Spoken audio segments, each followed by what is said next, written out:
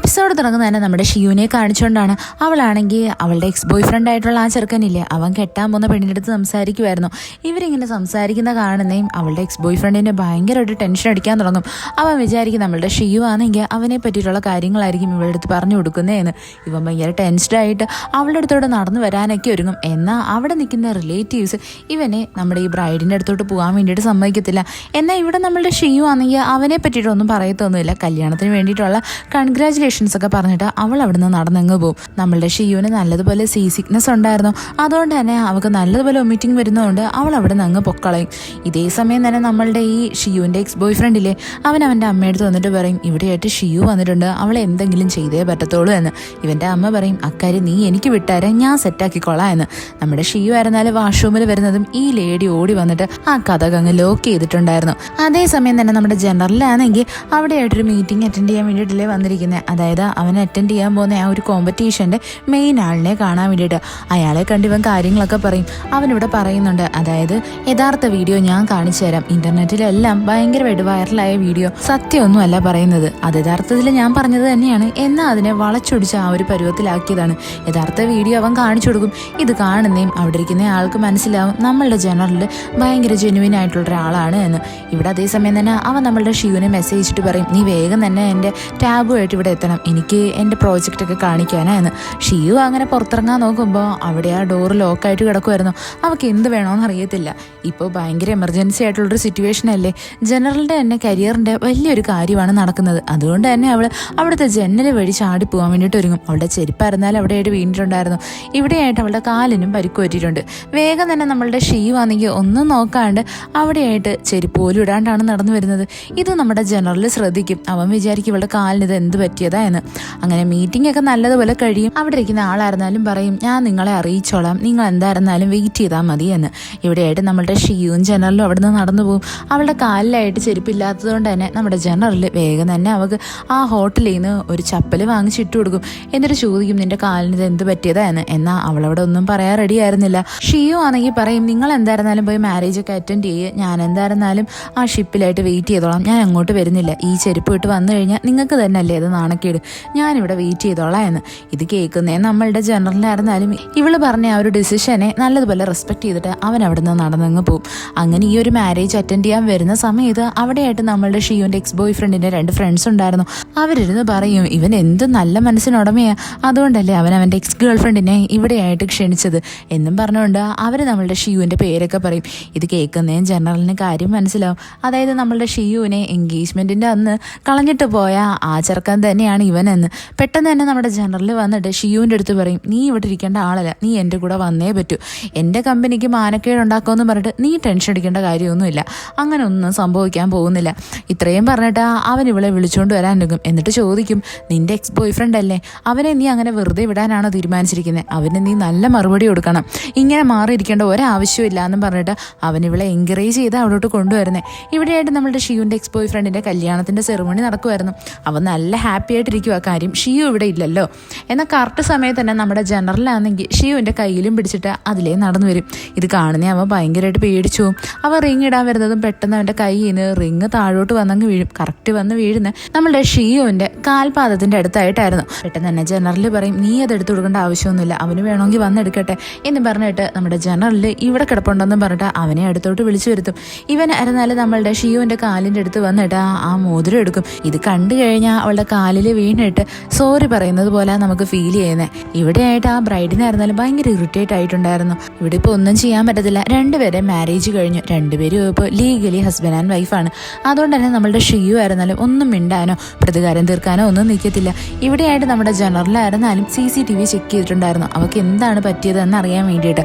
അവിടെ മനസ്സിലാവും നമ്മളുടെ ഈ ഷിയുവിൻ്റെ എക്സ് ബോയ് ഫ്രണ്ടിൻ്റെ അമ്മയില്ലേ, അവർ തന്നെയാണ് നമ്മളുടെ ഷിയുവിനെ വാഷ്റൂമിലായിട്ട് ലോക്ക് ചെയ്തിട്ടത്. അങ്ങനെ സെറിമണിയൊക്കെ കഴിഞ്ഞിട്ട് ഈവനിങ്ങിലുള്ള റിസപ്ഷനൊക്കെ സ്റ്റാർട്ട് ചെയ്യും. ഇവിടെയായിട്ട് നമ്മളുടെ ഷിയുവിന് നല്ലതുപോലെ അറിയാം അവളുടെ എക്സ് ബോയ് ഫ്രണ്ട് ആണെങ്കിൽ ഇവളെ ഡേറ്റ് ചെയ്തുകൊണ്ടിരുന്ന സമയത്ത് തന്നെയാണ് ഇവനാണെങ്കിൽ ഈ പെണ്ണിനെ ഡേറ്റ് ചെയ്തുകൊണ്ടിരുന്നത് എന്ന്. അത് ആ പെണ്ണും ഇവളുടെ അടുത്ത് പറഞ്ഞിട്ടുണ്ട്. അതായത് ഇവർ ഡേറ്റ് ചെയ്യാൻ തുടങ്ങിയിട്ട് 1 വർഷമായി എന്ന്. യഥാർത്ഥത്തിൽ നമ്മുടെ ഷിയുവിൻ്റെ എൻഗേജ്മെൻറ്റ് മുടങ്ങിയിട്ട് 3 മാസമല്ലേ ആയിട്ടുള്ളൂ. ഇവളത് കേട്ട് നല്ല ഷോക്ക് ആയിട്ടുണ്ടായിരുന്നു. എന്നാൽ അവൾ അവിടെ ഒന്നും പറയാൻ റെഡി ആവത്തില്ല. ഇവരങ്ങനെ ഈവനിങ്ങിൽ ഡ്രിങ്ക്സ് ഒക്കെ കുടിച്ചുകൊണ്ട് നിൽക്കുന്നതും പെട്ടെന്ന് തന്നെ അവിടെയായിട്ട് നമ്മുടെ ഷിയുവിൻ്റെ എക്സ് ബോയ് ഫ്രണ്ടിൻ്റെ അമ്മയില്ലേ, അവർ വന്നിട്ട് പറയും ഈ ചെരുപ്പ് ഇട്ടുകൊണ്ട് എന്തിനാ ഈ പെണ്ണിവിടെ വന്ന് നിൽക്കുന്നത്, വേറെ ചെരുപ്പ് ഇട്ടിട്ട് വന്നൂടെ? അങ്ങനെ ഇവളെ ഇൻസൾട്ട് ചെയ്യുന്നതും പെട്ടെന്ന് തന്നെ നമ്മുടെ ജനറലാണെങ്കിൽ പറയും, നിങ്ങൾ ഒരുപാട് സംസാരിക്കുകയൊന്നും വേണ്ട, ഇവിടെയായിട്ട് ഈ ചെരുപ്പ് പോകാനുള്ള മെയിൻ റീസൺ നിങ്ങൾ തന്നെയല്ലേ. ഇവിടെയായിട്ട് നമ്മുടെ ജനറലാണെങ്കിൽ നമ്മുടെ ഷിയുവിൻ്റെ എക്സ് ബോയ് ഫ്രണ്ടിൻ്റെ അമ്മയില്ലേ, അവരുടെ യഥാർത്ഥ സ്വഭാവം എല്ലാവരും പറയും. അതേപോലെ തന്നെ എല്ലാവർക്കും മനസ്സിലാവും ഈ ഷിയുവിൻ്റെ എക്സ് ബോയ് ഫ്രണ്ട് ആണെങ്കിൽ രണ്ടുപേര് ഒരേ സമയത്ത് തന്നെ ഡേറ്റ് ചെയ്തുകൊണ്ടിരുന്നത് ഇവൻ്റെ സ്വഭാവം അത്ര നല്ലതൊന്നും അല്ല എന്ന്. ഇത് കേൾക്കുന്നേം അവിടെ നിൽക്കുന്ന ആ ബ്രൈഡ് പെണ്ണുണ്ടല്ലോ, അവൾക്ക് നല്ല ദേഷ്യം വരും. അവൾ വേഗം തന്നെ റിങ് ഊരി അവൻ്റെ മുഖത്തായിട്ട് എറിഞ്ഞങ്ങ് കൊടുക്കും. ഇവിടെയായിട്ട് ആ മാരേജ് മൊത്തത്തിൽ കുളമായിട്ടുണ്ടായിരുന്നു.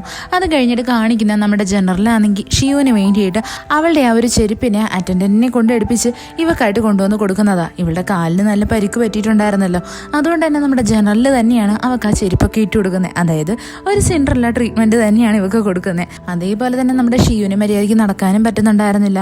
അതുകൊണ്ട് നമ്മുടെ ജനറൽ അവളെ വേഗം തന്നെ പിക്കി ബാഗ് പോലെ എടുത്തിട്ട് അവളെയും കൊണ്ട് അങ്ങോട്ട് നടക്കാൻ ഒരുങ്ങും. ഇതൊക്കെ കാണുന്ന ഷിയുവിന് ഓക്വേർഡായിട്ട് ഫീൽ ചെയ്യുന്നുണ്ടായിരുന്നു.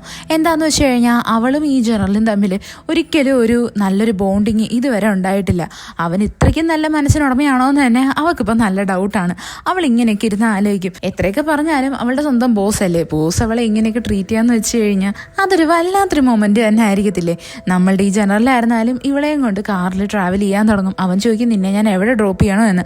അപ്പോൾ അവൾ പറയും, ആ ഗെയിമിൻ്റെ അടുത്തായിട്ട് ഡ്രോപ്പ് ചെയ്താൽ മതി. ഉടനെ എന്നെ ജനറൽ ചോദിക്കും, ഈ ഒരു അവസ്ഥയിൽ നീ ഗെയിം കളിക്കാൻ പോവുകയാണോ? ഉടനെ തന്നെ അവൾ പറയും, അല്ല, എൻ്റെ ഫ്രണ്ടിൻ്റെ കഫേയുടെ മുകളിലായിട്ടാണ് ഞാനിപ്പോൾ നിൽക്കുന്നത്, ഞാൻ അവിടെ പോയി സ്റ്റേ ചെയ്തോളാം എന്ന്. അവളങ്ങനെ നടന്നു പോകും. പെട്ടെന്ന് തന്നെ ജനറലാണെങ്കിൽ ആ മുകളിലത്തെ ഒരു നില കാണുന്നേ വിചാരിക്കും, ഇത്രയും കുഞ്ഞു വീട്ടിൽ അവൾ എങ്ങനെയായിരിക്കും നിൽക്കുന്നതെന്ന്. പെട്ടെന്ന് തന്നെ അവനാണെങ്കിൽ ഡോറിൽ നോക്കുമ്പോൾ അവിടെയായിട്ട് അവളുടെ ഫ്രണ്ടിൻ്റെ നമ്പർ ഉണ്ടായിരുന്നു. അവൻ അവളെ വിളിച്ചിട്ട് പറയും, നിൻ്റെ ഫ്രണ്ടിന് ഇത് കണക്ക് വയ്യാണ്ടിരിക്കുകയാണ്, അവളെ വന്നൊന്ന് നോക്കണേ എന്ന്. അതേപോലെ തന്നെ ഇവൻ അവിടെ നിന്ന് പോകുന്നതിന് മുന്നേ ആയിട്ട് അവിടെ മെഡിസിൻസും ഒക്കെ വാങ്ങിച്ചു വെച്ചിട്ടുണ്ടായിരുന്നു. നമ്മുടെ ഷിയുവിൻ്റെ ബെസ്റ്റ് ഫ്രണ്ട് അവിടെ വന്ന് നോക്കുമ്പോൾ മെഡിസിൻസ് ഒക്കെ ഉണ്ട്. ഇതൊക്കെ അറിയുന്നത് നമ്മളുടെ ഷിയു ആയിരുന്നാലും ഭയങ്കരമായിട്ട് ഷോക്കായിട്ടുണ്ടായിരുന്നു. നമ്മളുടെ ഈ ജനറൽ ഇത്രയും കൈൻഡ് ഹേർട്ടഡ് ആണോ എന്ന് ആലോചിച്ചിട്ട്.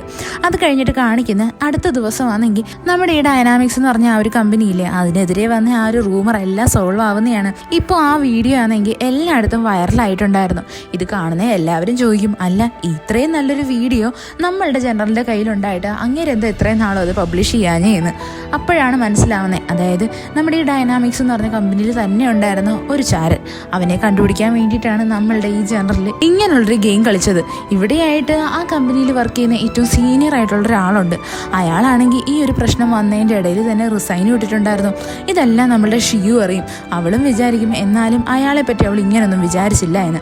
പിന്നീട് കാണിക്കുന്ന നമ്മളുടെ ഈ കോമ്പറ്റീഷൻ്റെ പേരിൽ നമ്മുടെ ഈ ജനറലും ഷിയുവും അതേപോലെ അവളുടെ കൊളീഗും കൂടി ചേർന്നിട്ട് ഒരു കമ്പനിയിലായിട്ട് ഒരു മീറ്റിംഗ് അറ്റൻഡ് ചെയ്യാൻ വേണ്ടിയിട്ട് വരുന്നതാണ്.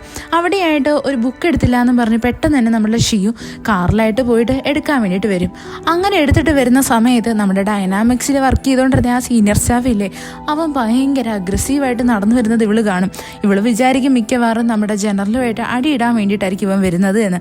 അവൾ ഇവനെ തടയാൻ വേണ്ടിയിട്ട് നോക്കും, ഇവിടെ വന്ന് പ്രശ്നമൊന്നും ഉണ്ടാക്കരുത് എന്ന് പറഞ്ഞ്. എന്നാൽ അയാൾ ഭയങ്കര ദേഷ്യത്തിലായിരുന്നു. അയാൾ നമ്മളുടെ ഷിയുവിനെ പിടിച്ച് തള്ളി എങ്ങിടും. അവിടെയായിട്ട് അവളെ ഹെൽപ്പ് ചെയ്യാൻ വേണ്ടിയിട്ട് വരുന്നത് വേറൊരു കമ്പനിയിലെ ഒരു കണ്ണാടി വെച്ച് ഒരുത്തനായിരുന്നു. ഇവൻ നമ്മളുടെ ഷിയുവിനെ ഇത് ആദ്യമായിട്ടൊന്നുമല്ല കാണുന്നത്. ഇതേ കമ്പനിയിൽ തന്നെ അവൾ ഇന്റർവ്യൂ അറ്റൻഡ് ചെയ്യാൻ വന്ന സമയത്ത് ലിഫ്റ്റിൽ കയറിയപ്പോൾ അവൾക്ക് വേണ്ടിയിട്ട് ലിഫ്റ്റിലെ ബട്ടൺ പ്രസ് ചെയ്ത് കൊടുത്തത് ഇവൻ തന്നെയായിരുന്നു. ഇവൻ വന്ന് നമ്മളുടെ ഷിയുവിനെ രക്ഷിക്കും. എന്നിട്ട് അവളുടെ അടുത്ത് നല്ല കാര്യമായിട്ടൊക്കെ സംസാരിക്കും. ഇവൻ്റെ പേരെന്ന് വെച്ച് കഴിഞ്ഞാൽ പെയ്സെങ് എന്നാണ്. ഇവനെ നമുക്ക് പെയ് എന്ന് വിളിക്കാം. ഇവിടെയായിട്ട് ഇവർ രണ്ടുപേരും ഒരുമിച്ച് ലിഫ്റ്റിലായിട്ട് വരും. രണ്ടുപേരും ഒരുമിച്ച് നമ്മുടെ ജനറൽ കാണുന്നേ അവൻ എന്തോ ഒരുമാതിരി ഫീൽ ചെയ്യും. അവനിങ്ങനെ അവളെ നോക്കി നിൽക്കും. അങ്ങനെ അവൾ മീറ്റിംഗ് അറ്റൻഡ് ചെയ്യാൻ വന്നിരിക്കുമ്പോഴാണ് അവൾക്കൊരു കാര്യം മനസ്സിലാവുന്നത്. അവൾ മുന്നേ ഒരു തവണ ഒരു വലിയ കമ്പനിയിൽ ഇന്റർവ്യൂ അറ്റൻഡ് ചെയ്യാൻ പോയില്ലേ, ആ കമ്പനിയുടെ മാനേജറും ഇവനാണ്. അതേപോലെ തന്നെ ആ കമ്പനിയുടെ മെയിൻ ഹെയറും ഇവൻ തന്നെയാണ്. ഇവിടെയായിട്ട് നമ്മളുടെ ഷിയു ഭയങ്കരമായിട്ട് ഞെട്ടിപ്പോയിട്ടുണ്ടായിരുന്നു. അവിടെയായിട്ട് എല്ലാവരും പറയും, അതായത് നമ്മുടെ ഡൈനാമിക്സിലും നമ്മുടെ ഈ ജനറലും അതേപോലെ ഇവനും, ഇവർ രണ്ടുപേരും ശത്രു കമ്പനികളാണ്. എപ്പോഴും അവർക്കിടയിൽ ഒരു വലിയൊരു കോമ്പറ്റീഷൻ തന്നെയുണ്ട് എന്ന്. ഇതൊക്കെ കേൾക്കുന്നത് നമ്മുടെ ഷിയു ഭയങ്കരമായിട്ട് ഞെട്ടിയിട്ടുണ്ടായിരുന്നു. അവൾക്കിതെല്ലാം ആദ്യത്തെ ഇൻഫർമേഷൻ ആയിരുന്നു.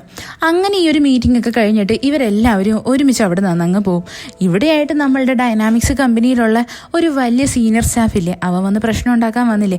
അവൻ്റെ യഥാർത്ഥത്തിൽ വന്നത് നമ്മളുടെ ഈ പെയ്സെങ് എന്ന് പറഞ്ഞ ഇവനെ കാണാൻ വേണ്ടിയിട്ടായിരുന്നു. അല്ലാണ്ട് നമ്മളുടെ ജനറലിനെ കണ്ടിട്ട് അടി ഉണ്ടാക്കാനൊന്നുമല്ല. അവനെ അങ്ങനെ നമ്മുടെ ഈ പെയ്സെങ് കണ്ടിട്ട് ചോദിക്കും, നിനക്ക് എന്താ വേണ്ടേ എന്ന്. അപ്പോൾ അയാളിരുന്ന് പറയും, നിങ്ങൾ ഞാൻ വിളിച്ചാൽ ഫോണും എടുക്കത്തില്ല, ഒരു കോണ്ടാക്റ്റും വയ്ക്കുന്നില്ല. നിങ്ങൾക്ക് വേണ്ടിയിട്ടല്ലേ ഞാൻ ഇത്രയും കാര്യങ്ങളൊക്കെ ചെയ്തത്, ആ കമ്പനിയിലുള്ള ഇൻഫർമേഷൻസ് എല്ലാം ചോർത്തി തന്നത്. എന്നിട്ട് എന്താ എൻ്റെ അടുത്ത് ഇങ്ങനെയൊക്കെ കാണിക്കുന്നത്? നിങ്ങൾക്ക് വേണ്ടിയിട്ട് ഞാൻ എന്തും ചെയ്യാൻ റെഡിയാണ്. എനിക്ക് ഏതെങ്കിലും ഒരു കമ്പനിയിൽ ജോലി ജോലി എന്നൂടെ, വേണമെങ്കിൽ ഞാൻ എൻ്റെ പേരെല്ലാം ചേഞ്ച് ആക്കാം. ഇതൊക്കെ കേൾക്കുന്നതും പെട്ടെന്ന് തന്നെ നമ്മുടെ ഈ പേസങ് ആലോചിക്കും, പേര് ചേഞ്ച് ആക്കുന്നതിനെക്കാട്ടിയും പതറ്റിക് ആയിട്ടുള്ള വേറൊരു കാര്യമില്ല എന്ന്. അതേസമയം തന്നെ നമ്മളുടെ ജനറലും ഷിയും ഒക്കെ അതിലേ നടന്നു വരുന്നുണ്ടായിരുന്നു. ഈ പേസങ് ഇത് പറയുന്നത് തന്നെ നമ്മുടെ ഈ ജനറലിനെ നോക്കിയിട്ടാണ്. അതായത് നമ്മുടെ ഈ ജനറലില്ലേ, അവൻ്റെ ഇപ്പോഴത്തെ പേരല്ല യഥാർത്ഥ പേര്. അവൻ്റെ അച്ഛൻ്റെ ആ ഒരു ഇൻസിഡന്റിന് ശേഷം അവൻ്റെ പേര് തന്നെ ചേഞ്ച് ആക്കിയിട്ടുണ്ടായിരുന്നു. ഇവിടെയായിട്ട് നമുക്കൊരു ഫ്ലാഷ് ബാക്ക് കാണിക്കും. അതായത് നമ്മുടെ ജനറലും അതേപോലെ തന്നെ നമ്മളുടെ ഈ പേസങ്ങിലെ ഇവർ രണ്ടുപേരും കുഞ്ഞിലെ മീറ്റ് ചെയ്തിട്ട് അങ്ങോട്ടും ഇങ്ങോട്ടും ഇൻട്രൊഡ്യൂസ് ചെയ്യുന്നത്. ഇവിടെ നമുക്കൊരു കാര്യം മനസ്സിലാവും, ഇവർക്ക് കുഞ്ഞിലെ തൊട്ടേ നല്ല പരിചയമുണ്ട് എന്ന്. എന്താണ് ബന്ധം എന്നൊന്നും നമുക്ക് കാണിക്കത്തില്ല. അത് കഴിഞ്ഞ് കാണിക്കുന്ന നമ്മളുടെ നായകനായിട്ടുള്ള ജനറലിനെയാണ്. അവൻ്റെ പേര് ഷവോയു എന്നാണ്. അവനെ നമുക്ക് യു എന്ന് പറയാം. ഇവിടെയായിട്ട് നമ്മളുടെ യു ആണെങ്കിൽ ആലോചിക്കും അവൻ്റെ കഴിഞ്ഞ കാലത്തിൽ എന്തൊക്കെയാണ് നടന്നത് എന്ന്. ഇവിടെയായിട്ട് നമുക്ക് മനസ്സിലാക്കാൻ സാധിക്കുന്നത് തന്നെ നമ്മളുടെ ഷിയുവിൻ്റെ ആ കമ്പനിയില്ലേ, ആ കമ്പനി യഥാർത്ഥത്തിൽ അവൻ്റെ അച്ഛൻ നടത്തിക്കൊണ്ടിരുന്നതാണ്. എന്നാൽ അവൻ്റെ അച്ഛൻ്റെ തകർച്ച വന്നതിന് ശേഷം ആ കമ്പനീനെ വേറൊരാൾ തട്ടിയെടുത്തു. ഇപ്പം അയാൾ തന്നെയാണ് ഷൂലിംഗ് എന്ന് പറഞ്ഞ കമ്പനി നടത്തിക്കൊണ്ടിരിക്കുന്നത്. ഇവിടെയായിട്ട് നമ്മുടെ നായകനായിട്ടുള്ള യു ആണെങ്കിൽ നേരെ ആ കമ്പനിയിലായിട്ട് വരും. ഇവിടെ വന്നിട്ട് അവൻ മീറ്റ് ചെയ്യുന്നത് തന്നെ നമ്മളുടെ ആ പേസങ് എന്ന് പറഞ്ഞ വില്ലനില്ലേ, അവനെയായിരുന്നു. എന്നിട്ട് നമ്മളുടെ യു പറയും, നീ നിന്റെ കുട്ടിക്കളിയൊക്കെ ഒന്ന് നിർത്തിക്കോണം, എനിക്ക് നല്ലതുപോലെ അറിയാം നീ തന്നെയാണ് എൻ്റെ കമ്പനിയിലുള്ള ഇൻഫർമേഷൻസ് എല്ലാം ചോർത്താൻ വേണ്ടിയിട്ട് ആളിനെ ഏർപ്പാടാക്കിയത് എന്ന്. അതുകൊണ്ട് നീ നല്ലവനാവേണ്ട ആവശ്യമൊന്നുമില്ല, എനിക്ക് നിന്റെ മോട്ടീവ് എന്താണെന്ന് നന്നായിട്ട് അറിയാം. ഇവിടെയായിട്ട് നമ്മളുടെ ഈ പേസങ് പറയുന്നത് തന്നെ നിന്റെ കയ്യിൽ തെളിവില്ലാതെ നിനക്കൊന്നും തന്നെ ചെയ്യാൻ പറ്റത്തില്ല എന്ന. അതേസമയം തന്നെ നമ്മളുടെ ഹോഷിയുവിനെ കാണിക്കും. അവളുടെ പേരൻസ് അവളെ വിളിച്ചിട്ട് പറയും, നിന്റെ അങ്കിളാണെങ്കിൽ ഞങ്ങൾക്കും നിനക്കും വേണ്ടിയിട്ട് കുറച്ച് ക്രാബൊക്കെ തന്നു വിട്ടിട്ടുണ്ട് എന്ന്. അതിൽ കുറച്ച് ഞങ്ങൾ നിന്റെ വീട്ടിലോട്ട് പാഴ്സലായിട്ട് അയച്ചിട്ടുണ്ട്, അതിനെ വേഗം തന്നെ കുക്ക് ചെയ്ത് കഴിക്കണം. ഇത് കേൾക്കുന്നേ നമ്മളുടെ ഹോഷിയു ആണെങ്കിൽ അവിടെ ഓക്കെ ഒക്കെ പറയും. പിന്നീട് കാണിക്കുന്ന നമ്മളുടെ യു ആണെങ്കിൽ അപ്പാർട്ട്മെന്റിലായിട്ട് വരുമ്പോൾ അവിടെയായിട്ട് നമ്മളുടെ ഹോഷിയുവിൻ്റെ പേരിൽ വലിയൊരു പാഴ്സൽ ഇരിക്കുന്നതോ. അവൻ ആ പാഴ്സൽ കിട്ടിയ ഉടനെ തന്നെ ഹോഷിയുവിനെ വിളിക്കും. അവൾ ചോദിക്കും, പാഴ്സൽ കിട്ടിയല്ലേ, അതെന്ന് വെച്ചാൽ ഭയങ്കര ഫ്രഷ് ആയിട്ടുള്ള ഞണ്ടാണ്, നിനക്ക് ഇഷ്ടമാണെന്നുണ്ടെങ്കിൽ അത് കുക്ക് ചെയ്ത് കഴിച്ചോ. എനിക്ക് എന്തായിരുന്നാലും കാല് വയ്യാത്തോണ്ട് അങ്ങോട്ടേക്ക് വരാൻ പറ്റത്തില്ലല്ലോ, അതുകൊണ്ട് നീ എല്ലാം കഴിച്ചോ എന്ന് പറഞ്ഞിട്ട് അവൻ അതെല്ലാം കൊടുക്കും. അത് കഴിഞ്ഞ് കാണിക്കുന്ന അടുത്ത ദിവസം നമ്മളുടെ ഹോഷിയും അവളുടെ ഒരു ക്ലയൻറ്റും കൂടി ചേർന്നിട്ട് ഒരു പ്രത്യേകതര സ്ഥലത്ത് വന്നിട്ട് അവിടുത്തെ മെഷർമെൻറ്റ്സ് ഒക്കെ എടുക്കുന്നതാണ്. ഇവിടെയായിട്ട് നമ്മളുടെ ഹോഷിയുവിൻ്റെ കൂടെയുള്ള കൊളീഗ്സ് പറയും, എന്തൊക്കെയായിരുന്നാലും നമ്മളുടെ ബോസിന് തന്നെയായിരിക്കും ആ ഒരു കോമ്പറ്റീഷനിൽ ഫസ്റ്റ് കിട്ടാൻ പോകുന്നത് എന്ന്. അതേസമയം തന്നെ ആ ഷൂലിംഗ് എന്ന് പറഞ്ഞ കമ്പനിയിലെ ആൾക്കാരോട് എത്തിയിട്ടുണ്ടായിരുന്നു. എന്നാൽ ആ കമ്പനിയിലുള്ള നമ്മളുടെ ആ പേസങ് എന്ന് പറഞ്ഞ ബോസില്ലേ, അവൻ്റെ കൂടെയായിട്ട് ഒരുപാട് ആൾക്കാരും ഉണ്ടായിരുന്നു. ഇത് കാണുന്നേ നമ്മളുടെ ഹോഷിയുവിൻ്റെ അടുത്ത് അവളുടെ കൊളീഗ് പറയും, അവനല്ലേലും വലിയ വലിയ ആൾക്കാരൊക്കെ ആയിട്ടാണ് ടൈപ്പ് ഉള്ളത്, എന്നാൽ അവരുടെ ഡിസൈനിങ് ഒന്നും അത്ര പോരാ. അത് വെച്ച് നോക്കുമ്പോൾ നമ്മളുടെ ബോസിൻ്റെ ഡിസൈൻ തന്നെയാണ് സൂപ്പർ, നമ്മൾ തന്നെയായിരിക്കും ഫസ്റ്റ് വാങ്ങിക്കാൻ പോകുന്നത് എന്ന് പറയും. ഇവിടെയായിട്ട് നമ്മളുടെ ഹോഷിയു ആയിരുന്നാലും പേസങ് ആയിരുന്നാലും അങ്ങോട്ടും ഇങ്ങോട്ടും മൈൻഡൊന്നും ആക്കത്തില്ല. പെട്ടെന്ന് തന്നെ നമ്മളുടെ ഹോഷിയുവിൻ്റെ കൂടെ നിൽക്കുന്ന ആ കൊളീഗില്ലേ, അവനാണെങ്കിൽ ഒരു കോള് വന്നിട്ടുണ്ടായിരുന്നു. അവന് പെട്ടെന്ന് തന്നെ അവിടുന്ന് പോവേണ്ടതായിട്ട് വരും. എന്നാൽ ഇവിടെയായിട്ട് നമ്മളുടെ ഷിയു പറയുന്നത് തന്നെ, ഈ വർക്ക് കംപ്ലീറ്റ് ആക്കാണ്ട് ഞാൻ ഇവിടുന്ന് വരത്തില്ല എന്ന് പറഞ്ഞിട്ട് അവൾ അവിടെ നിന്ന് വർക്ക് കംപ്ലീറ്റ് ചെയ്യാൻ തുടങ്ങും. സംഭവം എന്താണെന്ന് വെച്ചാൽ നമ്മളുടെ ഹോഷിയുവിൻ്റെ മൈൻഡിലായിരുന്നാലും ഒരു കാര്യമുണ്ട്, അവൾ വിചാരിക്കുന്ന തന്നെ എന്തൊക്കെ സംഭവിച്ചാലും ഈ പേസങ്ങിനാണെങ്കിൽ ഇത് വിട്ടുകൊടുക്കത്തില്ല, അവരെ ഒരിക്കലും ജയിക്കാൻ അനുവദിക്കത്തില്ല എന്നായിരുന്നു. എന്നാൽ പെട്ടെന്ന് തന്നെയാണ് കാലാവസ്ഥ അങ്ങ് മാറുന്നത്. അവിടെ നല്ലതുപോലെ മഴ പെയ്യും. നമ്മളുടെ ഹോഷിയു ആയിരുന്നാലും അവിടെ ഒറ്റപ്പെട്ടല്ലേ നിൽക്കുന്നത്. അവളാണെങ്കിൽ അവിടുത്തെ സാധനങ്ങളെല്ലാം എടുത്തുകൊണ്ട് നടന്നു വരുന്നതാ. പെട്ടെന്ന് തന്നെ അവൾ അവിടെ തെന്നിയടിച്ച് വീഴുകയും ചെയ്യും. ഇത് കാണുന്നേ നമ്മളുടെ പേസങ് ആണെങ്കിൽ ഇവളെ ഹെൽപ്പ് ചെയ്യാൻ വേണ്ടിയിട്ട് അവളുടെ അടുത്തോട്ട് വരും. എന്നിട്ട് അവളുടെ അടുത്ത് പറയും, ഞാൻ നിന്നെ ഡ്രോപ്പ് ചെയ്യാം എന്ന്. എന്നാൽ ഇവിടെയായിട്ട് നമ്മളുടെ ഹോഷിയു ആണെങ്കിൽ അവൻ്റെ ആ ഒരു ഹെൽപ്പ് ആക്സെപ്റ്റ് ചെയ്യാൻ റെഡിയേ ആയിരുന്നില്ല. ഇവള് പറയും, കുഴപ്പമില്ല ഞാൻ ക്യാബ് വിളിച്ചോളാം എന്ന്. എന്നാൽ ഈ സമയത്ത് ക്യാബ് ഒന്നും കിട്ടുന്നുണ്ടായിരുന്നില്ല. അവസാനം നമ്മളുടെ ഹോഷിയനാണെങ്കിൽ എങ്ങനെയെങ്കിലും നമ്മളുടെ ഈ പേസങ്ങിൻ്റെ കൂടെ തന്നെ വണ്ടിയിൽ ട്രാവൽ ചെയ്ത് വരേണ്ടതായിട്ട് വരും. അതേസമയം തന്നെ ഓഫീസിൽ കാണിക്കും. ഇവിടെയായിട്ട് നമ്മളുടെ യുവും ടീമും കൂടി ഇരുന്നിട്ട് വലിയൊരു മീറ്റിംഗ് കണ്ടക്ട് ചെയ്യുമായിരുന്നു. നമ്മളുടെ ഹോഷിയുവിൻ്റെ കൂടെ വന്ന ആ കൊളീഗില്ലേ, അവനാണെങ്കിൽ ഹോഷിയുവിനെ വിളിക്കുമ്പോൾ മനസ്സിലാവും, അതായത് ഭയങ്കര മഴയായിരുന്നു. അതേപോലെ തന്നെ അവളിപ്പോൾ പേസങ്ങിൻ്റെ കൂടെ കാറിൽ ലിഫ്റ്റ് അടിച്ച് വന്നുകൊണ്ടിരിക്കുക എന്ന്. ഇത് കേൾക്കുന്നേ നമ്മളുടെ യുവിനെ അത്രയ്ക്ക് അങ്ങോട്ട് ഇഷ്ടപ്പെടുത്തൊന്നുമില്ല. അത് കഴിഞ്ഞിട്ട് കാണിക്കുന്ന നമ്മുടെ ഈ പേസങ് ആണെങ്കിൽ നമ്മളുടെ ഈ ഹോഷിയുവിൻ്റെ അടുത്ത് സംസാരിക്കാൻ വേണ്ടിയിട്ട് നോക്കുന്നതാണ്. പേസങ് അവളുടെ അടുത്ത് പറയുന്നത് തന്നെ, എന്തൊക്കെയായിരുന്നാലും നിന്റെ ബോസ് ഭയങ്കര ക്രൂരൻ തന്നെയാണ്. അവൻ നിന്നെ ഇത്രയും വലിയ പെരുമഴയത്ത് രാത്രി സമയത്ത് വർക്ക് ചെയ്യാൻ വേണ്ടി തനിച്ച് വിട്ടല്ലോ. ഞാനായിരുന്നെങ്കിൽ എൻ്റെ എംപ്ലോയിയുടെ അടുത്ത് ഒരിക്കലും ഇങ്ങനെയൊന്നും കാണിക്കത്തില്ലായിരുന്നു. ഇവളുടെ അടുത്ത് ഇങ്ങനെയൊക്കെ പറഞ്ഞിട്ടും വലിയ കാര്യമൊന്നുമില്ല. നമ്മളുടെ ഹോഷി അതൊന്നും മൈൻഡ് പോലും ആക്കത്തില്ല. പെട്ടെന്ന് തന്നെ ഒരു കാറാണെങ്കിൽ ഈ പേസങ്ങിൻ്റെ വണ്ടീനെ ഓവർടേക്ക് ചെയ്ത് ആ വണ്ടിയുടെ മുമ്പിൽ മുമ്പിലായിട്ട് വന്ന് നിൽക്കും. അത് വേറെ ആരുമല്ല, നമ്മളുടെ ബോസായിട്ടുള്ള യു തന്നെയായിരുന്നു. അവൻ വേഗം തന്നെ ഹോഷുവിൻ്റെ അടുത്തായിട്ട് വന്നിട്ട് പറയും, നീ വേഗം തന്നെ കാറിൽ നിന്ന് പുറത്തോട്ട് ഇറങ്ങുക എന്ന്. ഇവിടെയായിട്ട് അവൻ കൊടയൊക്കെ പിടിച്ചുകൊണ്ട് നിൽക്കുന്നുണ്ടായിരുന്നു. ഇവൻ അങ്ങനെ ഒന്നും പറയാണ്ട് പേയ്സങ്ങിൻ്റെ മുമ്പിൽ നിന്ന് നമ്മളുടെ ഹോഷുവിനെ വിളിച്ചുകൊണ്ട് അങ്ങ് പോകും. എന്നിട്ട് അവളെ അവളുടെ വീടിൻ്റെ മുമ്പിലായിട്ട് കൊണ്ടുവന്ന് ഡ്രോപ്പ് ചെയ്യും. അവനാണെങ്കിൽ ഇവൾക്ക് വേണ്ടിയിട്ട് കൊടയും പിടിച്ച് ഇവളുടെ വീട് വരെ നടത്തി കൊണ്ടുപോവുകയും ചെയ്യുന്നുണ്ടായിരുന്നു. പെട്ടെന്ന് തന്നെ അവൻ അവളുടെ അടുത്ത് പറയും, ഈ പേയ്സങ്ങിൻ്റെ അടുത്ത് നിന്നൊക്കെ നീ ഒന്ന് ഡിസ്റ്റൻസ് പാലിക്കണമെന്ന്. എന്താണെന്ന് വെച്ച് കഴിഞ്ഞാൽ ഇങ്ങനെയുള്ള കമ്പനി എന്ന് വെച്ചാൽ നമ്മുടെ ശത്രു കമ്പനിയാണ്. അതിൻ്റെ ഇടയിൽ എന്തെങ്കിലും റൂമർ വരാനുള്ള ചാൻസ് ഉണ്ട്. സത്യം പറഞ്ഞാൽ ഇവനിത് പറയുമെങ്കിലും ഇത് നമ്മളുടെ ഹോഷിയോന് മനസ്സിലാവുന്നത് തന്നെ അവനവളെ ഒട്ടും വിശ്വാസമില്ല എന്നുള്ള രീതിയിലാണ്. അവൾ ചോദിക്കും, നിനക്ക് എന്നെ ഒട്ടും വിശ്വാസമില്ല അല്ലേ?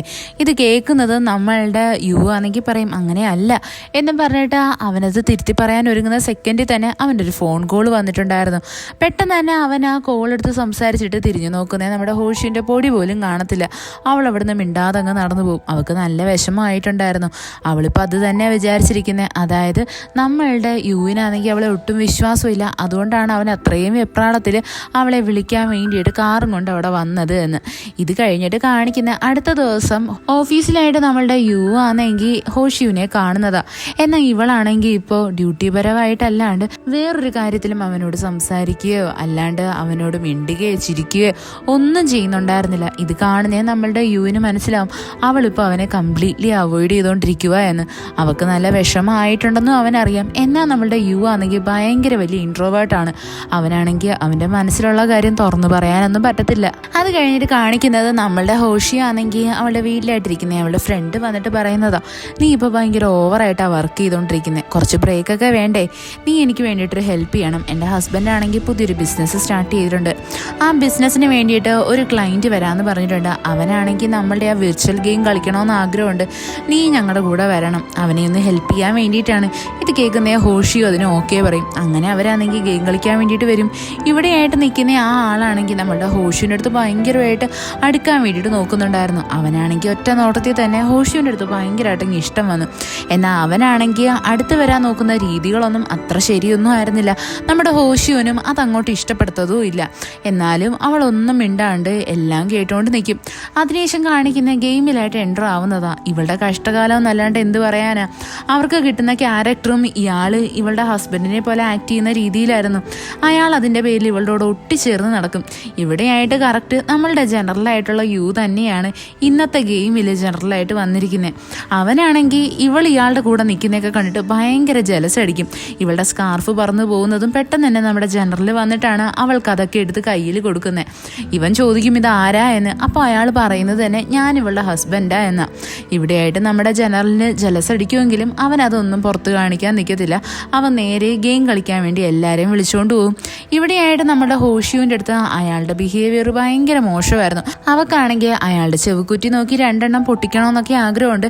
എന്നാൽ അവളുടെ ഫ്രണ്ടിൻ്റെ ഹസ്ബൻഡിൻ്റെ ബിസിനസ് കാര്യമല്ലേ, അതുകൊണ്ട് തന്നെ അവൾ എന്തെങ്കിലും കാണിച്ചിട്ട് അതിൻ്റെ പേരിൽ അവളുടെ ഫ്രണ്ടിൻ്റെ ഹസ്ബൻഡിന് ബിസിനസ്സിൽ എന്തെങ്കിലും ലോസ് വന്നാലോ, അതുകൊണ്ടാണ് അവൾ മിണ്ടാണ്ടിരിക്കുന്നത്. അങ്ങനെ അവൾ ഡ്രസ്സ് മാറാനെന്നുള്ള രീതിയിൽ ഒരു ഷോപ്പിലായിട്ട് ഇവനെ കൊണ്ടുവന്നിട്ട് നൈസിന് അവനെ അവിടെ ആക്കിയിട്ട് അവൾ അവിടെ നിന്ന് മുങ്ങിക്കളയും.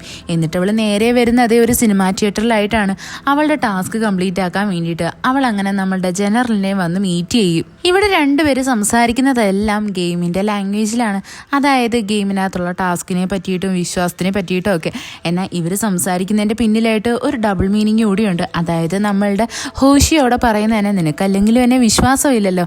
ഇത് കേൾക്കുന്നേ നമ്മളുടെ ജനറൽ അവിടെ പറയും, എനിക്ക് നിന്നെ ഒട്ടും വിശ്വാസമില്ലായിരുന്നുവെങ്കിൽ ഒരിക്കലും ഞാൻ നിന്നെ ഇത്രയും അടുത്ത് പിടിച്ചിരുത്തത്തില്ലായിരുന്നു, നീ ഒരിക്കലും എൻ്റെ ഇത്ര ക്ലോസ് ആവത്തില്ലായിരുന്നു എന്ന്. ഇവരാണെങ്കിൽ ഗെയിമിനെ പറ്റിയിട്ടൊക്കെ തന്നെയാണ് പറയുന്നത്. എന്നാൽ രണ്ടുപേർക്കും അങ്ങോട്ടും ഇങ്ങോട്ടും ഇന്നർ മീനിങ് കിട്ടുന്നുമുണ്ട്. ഇവിടെയായിട്ട് നമ്മളുടെ ഈ ജനറൽ ചോദിക്കും, അല്ല നിൻ്റെ ഹസ്ബൻഡ് എന്തേ, നീ എന്തിനാ അവൻ്റെ കൂടെ എപ്പോഴും ഇങ്ങനെ ഒളിച്ച് കളിച്ചുകൊണ്ടിരിക്കുന്നത്? ഇവിടെയായിട്ട് അവൾ പറയും, എനിക്കവനെ ഒട്ടും ഇഷ്ടമല്ല, അവൻ്റെ മാനേഴ്സ് ഒട്ടും ശരിയല്ല, എൻ്റെ ഫ്രണ്ടിൻ്റെ ഹസ്ബൻഡിൻ്റെ ബിസിനസ് കാര്യമായിപ്പോയി, ഇല്ലാന്നുണ്ടെങ്കിൽ അവൻ്റെ ചെവിക്കുറ്റിക്ക് ഞാൻ 2 എണ്ണം പൊട്ടിച്ചേനെ. ഇവിടെയായിട്ട് നമ്മളുടെ ജനറൽ പറയും, അങ്ങനെയാണോ, എങ്കിൽ പിന്നെ ഞാൻ അവൻ്റെ അടുത്ത് നിന്ന് നിന്നെ രക്ഷിച്ചോളാം, അവൻ ഇനി ഒരിക്കലും നിൻ്റെ അടുത്തോട്ട് വരാൻ വേണ്ടിയിട്ട് ട്രൈ ചെയ്യത്തില്ല എന്ന് പറയും. ഇത് കേൾക്കുന്നേ നമ്മളുടെ ഹോഷിയോന് ഭയങ്കര സന്തോഷമാവും. ഈ എപ്പിസോഡ് ഇവിടെ വെച്ചിട്ട് അവസാനിക്കുന്നു. ഇഷ്ടപ്പെട്ട ഫ്രണ്ട്സിന് ഷെയർ ചെയ്യാൻ മറക്കല്ലേ. വീഡിയോ എങ്ങനെ ഉണ്ടായിരുന്നെന്ന് കമൻറ്റ് ചെയ്ത് അറിയിക്കുക. It's signing off MDC.